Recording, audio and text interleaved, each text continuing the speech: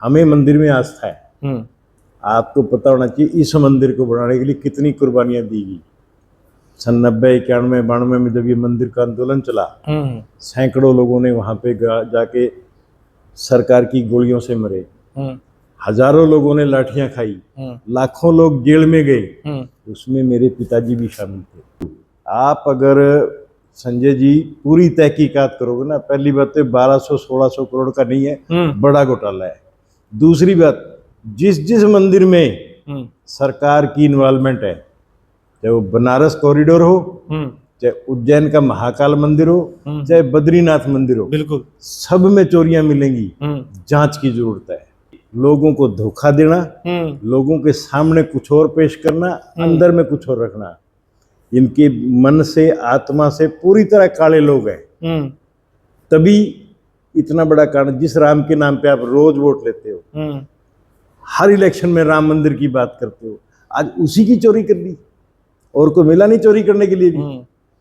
नमस्कार, मैं संजय कोथ और आप देख रहे हैं संसार वाणी न्यूज। फिलहाल आपके जो मोबाइल स्क्रीन पे जो फ्रेम में आप दिखाई दे रहा है आपको, सीपी गुप्ता जी हमारे साथ में मौजूद हैं। आज हम एक बहुत ही अहम मुद्दे के ऊपर बातचीत करेंगे जो कि पूरे भारत के अंदर सनसनाहट मची हुई है और हर जगह से एक ही आवाज है, आखिरकार ये कैसे हो सकता है। तो काफी तमाम बातचीत करेंगे और कई मुद्दों पे बातचीत करेंगे। और जो जैसा कि आपको पता है, राम मंदिर का जो सिलसिला आज के दिनों पे चला हुआ है, बिल्कुल सुर्खियों में है, रुकने का नाम नहीं ले रहा है। और उसके जो कनेक्शन है वो कहीं ना कहीं हरियाणा के बरवाला से भी जुड़े हुए हैं। आखिरकार बरवाला से कैसे जुड़े वो तार, तो सारी तमाम बातें करेंगे।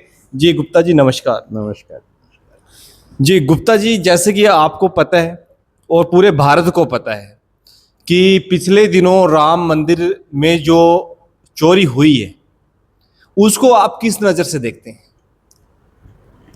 राम मंदिर में जो चोरी हुई, जी, पहली बात, ये चोरी नहीं हुई, ये डकैती हुई, डाका डाला गया है। अच्छा। चोरी होती है 5-10 हजार रुपए की, 20 हजार की, ये तो 200 करोड़ कभी कहते हैं, कभी 1500 करोड़ कहते हैं, कभी 1600 करोड़ कहते हैं। जी, ये तो एक डकैती है, बिल्कुल प्री प्लानिंग के साथ डकैती हुई है, मतलब साजिश के तहत किया गया। साजिश के तहत हुई। जी जी जी। आपको ध्यान हो, आज से 300-400 साल पहले हिंदुस्तान में एक मोहम्मद गजनवी आया था, जिसने सोमनाथ मंदिर लूटा था। जी। लेकिन हमने उसको इसलिए माफ कर दिया कि वो हमारा अपना नहीं था। राम मंदिर में जो डकैती हुई है, ये अपने लोगों द्वारा डाली गई है।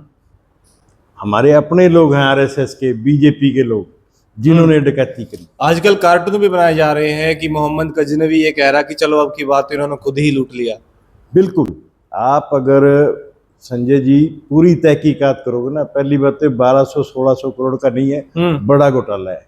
दूसरी बात, जिस मंदिर में सरकार की इन्वॉल्वमेंट है, चाहे वो बनारस कॉरिडोर हो, चाहे उज्जैन का महाकाल मंदिर हो, चाहे बद्रीनाथ मंदिर हो, बिल्कुल सब में चोरियां मिलेंगी। जांच की जरूरत है। अब इसमें एसआईटी बढ़ा दी। क्या एसआईटी है? एक ऐसा आदमी कमिश्नर के पद पे है लखनऊ में, जी, जिसको इस फ्रॉड की जांच करने के लिए बिठा दिया। उस पंत साहब से पूछे कि 2019 में फ्रॉड के केस तेरे ऊपर भी चल रहे हैं, जो खुद फ्रॉड केसों में आरोपी है, वो दूसरे फ्रॉड केसों की जांच करेगा? ये सिर्फ लीपअप होती है। ये डकैती बढ़ेगी।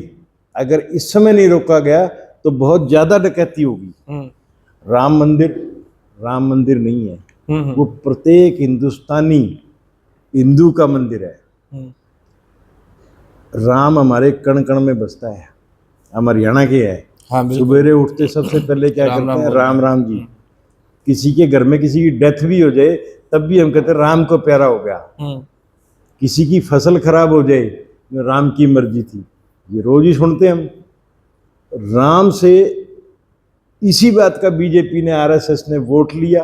और हर हिंदू समाज में आप देखोगे 5-5, 7-7, 10-10 बार इनकी सरकारें बनवाई। इन्होंने पूरे समाज के साथ, विशेष तौर पे हिंदू समाज के साथ विश्वासघात किया है।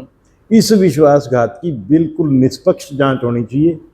और उस जांच में सुप्रीम कोर्ट के जज के द्वारा, जिसके अंदर सीबीआई, एनआईए जी। और ईडी के बड़े अफसर होने चाहिए।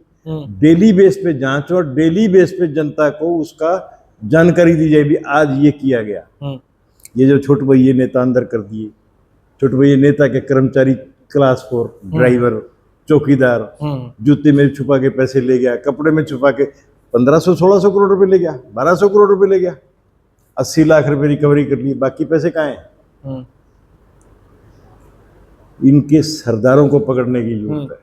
और सरदारों के अलावा उन सरदारों को संरक्षण देने वाले जो लोग सरकार में बैठे उनको पकड़ने की जरूरत है। इस मामले के ऊपर बृजभूषण का जो पूर्व में सांसद रहे हैं उनका बयान आया है कि मतलब अभी इस मामले की जांच चल रही है और जैसे ही इसकी जांच पूरी होगी हम उसको बख्शेंगे नहीं, बिल्कुल तुरंत प्रभाव से उसके ऊपर कार्रवाई की जाएगी। जी की तरह लिफाफेबाजी, बयानबाजी है। जब जांच ही ठीक नहीं है, जब जांच ठीक होगी तो उस पर आगे बख्शेंगे नहीं। पकड़ लेंगे चौकीदार को, क्या करे वो 1600 करोड़ ले गया, ड्राइवर पकड़ लिया, क्या थी चीज, नोट गिनने वाले पकड़ लिए, क्या मतलब है इस बात का?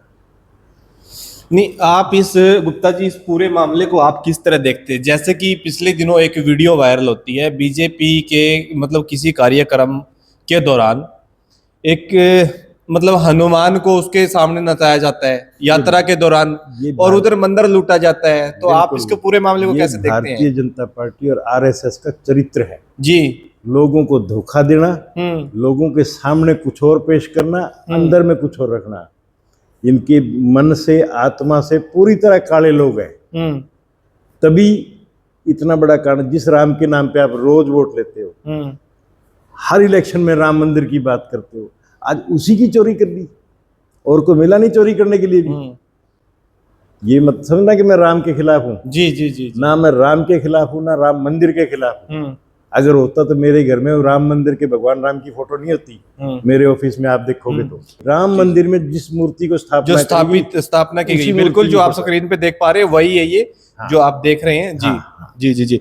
अच्छा गुप्ता जी, एक और मेरा सवाल है आपसे। बहुत सारे लोगों का ये भी मानना है कि वो राम मंदिर तो है ही नहीं, असल में बीजेपी की एक मेन शाखा वहां बढ़ाई गई है। जो भी था, आज वो मंदिर है।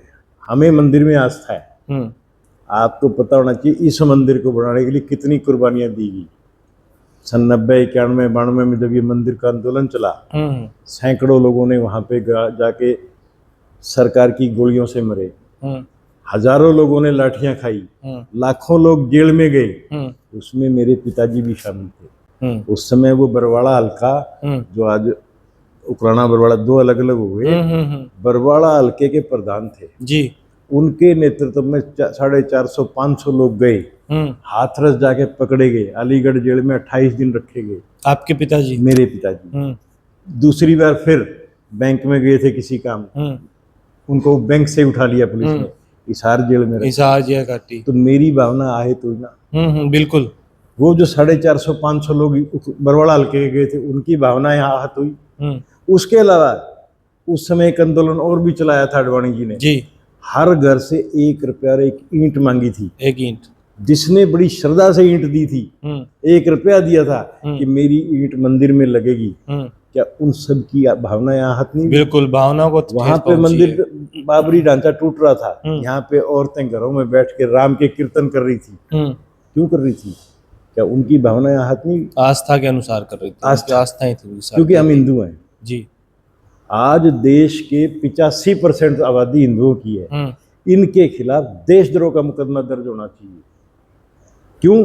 85% जनता का मतलब एक बड़ा देश है, अपने आप में देश है। सबकी भावना आहत करने का अधिकार किसी को नहीं है। तो भाई, जैसा कि मैंने आपको बताया था कि राम मंदिर का जो मामला है उसकी तारें बरवाला तक भी जुड़ी है, और जो कि आपने देखा और सुना है, जो कि सीपी गुप्ता जी हमारे साथ मौजूद हैं और इनके जो पिताजी है उन्होंने एक लंबा जो है वहां पे संघर्ष किया है, लड़ाई लड़ी है, जेलें काटी है। तो ऐसे वो जो मामला है राम मंदिर का बरवाला तक जुड़ा है। तो आप गुप्ता जी इस मामले की जांच कैसे चाहते हैं? आपके अनुसार कैसे जांच होनी चाहिए? निष्पक्ष जांच होनी चाहिए जी। निष्पक्ष अफसरों को लगाओ, उनको पूर्ण अधिकार दो जी, और जनता को डेली बताओ भी क्या हो रहा है। डेली जनता के सामने आना चाहिए प्रेस कॉन्फ्रेंस, मतलब डेली अपडेट आनी चाहिए Daily कि update हाँ आनी अभी चाहिए। मामले में ये चल रहा है, हाँ, अभी ये चल रहा है। इसको पकड़ा गया, इससे जी, जी। पूछताछ हुई, इतने पैसे रिकवरी हुए। कहाँ गए पैसे? पैसे ढूंढना एसआईटी का काम है।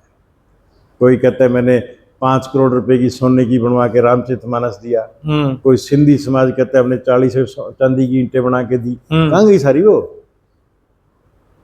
ढूंढना एसआईटी का काम है। कहीं राम तो नहीं ले गए?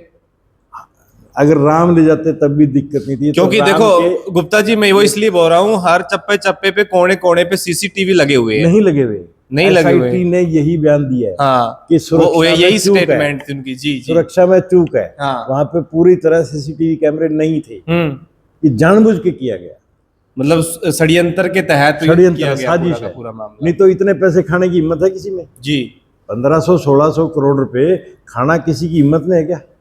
बस। जी। तो भाई जैसा कि आपने देखा और सुना, आपका इसके बारे में क्या कुछ मानना है? आपको क्या लगता है कि जो राम को लाए हैं वही राम को लूट खाएंगे? तो क्या आप भी यही मानते हैं और आपका क्या कुछ सजेशन है? हमें कमेंट सेक्शन में जरूर बताइए आपकी जो प्रतिक्रिया है। मिलेंगे नेक्स्ट वीडियो में, तब तक के लिए नमस्ते, प्रणाम।